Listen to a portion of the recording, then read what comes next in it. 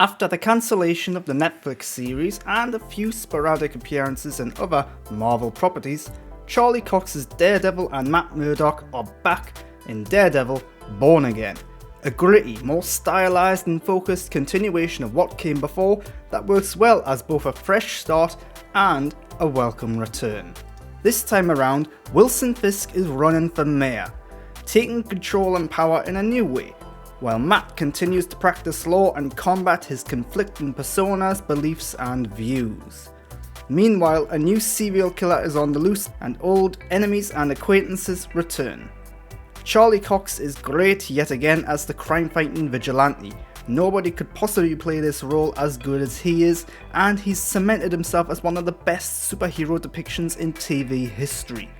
He does a good job at showing the internal conflict he's contending with. He's a man who believes in God, the law and justice, but who also thinks the system is broken and sometimes violence is the only way.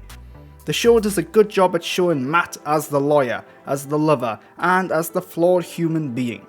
When it comes to Daredevil, however, we get far less screen time with the vigilante. When we do see him, it's suitably gritty, violent and moody, with some cool choreography in the action sequences.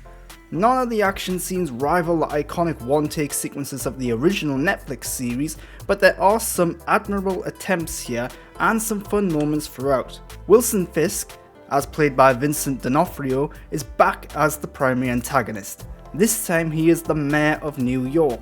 Naturally, seeing a character who is previously incriminated, who is a controversial figure with newfound power and authority, can easily be seen as a reflection of real-world politics and individuals. Sometimes these comparisons can be a little on the nose, but it works to make Fisk a compelling bad guy, especially when his intentions and motivations are in question. Is he trying to be good? Is he going about it in a bad way? Questions like this make his narrative engrossing. The other primary villain this season is Muse. While Muse has some creepy moments and sequences as well as a suitably grimy costume and look, he is underutilized. In fact, many of his appearances are reduced to cameos. It's not until midway through the series that he really starts to stand out, and not until late in the series when we finally get some juicy, meaty details about him and what he's up to. Ultimately, it feels like a wasted opportunity, and at times rushed. Production-wise, this is the best looking Daredevil show. It boasts a higher budget, more stylized elements such as varying aspect ratios and atmospheric lighting, and different filming techniques such as handheld cameras. The show is very well made, but the shift in showrunners and the revamp it underwent is noticeable, especially if you know who directed what episodes. It's not all that distracting and never bad, just something that isn't always seamless. With only 9 episodes, the pace and flow of this season is much better than the original Netflix show. There's far less filler and not as much stretching out of the story throughout its run. But there are still some questionable inclusions, such as an episode dedicated to a bank heist that does little to push the story or characters forward, even if it is a fun time.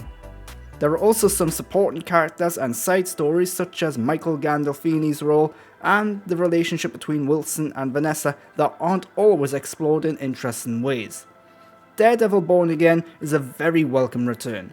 It works well as a continuation of what came before and as a fresh start or revamp. It has fun action, compelling messaging and storytelling, and some cool stylistic elements. It doesn't always nail some of its side stories or characters, but it's overall a very good show and time.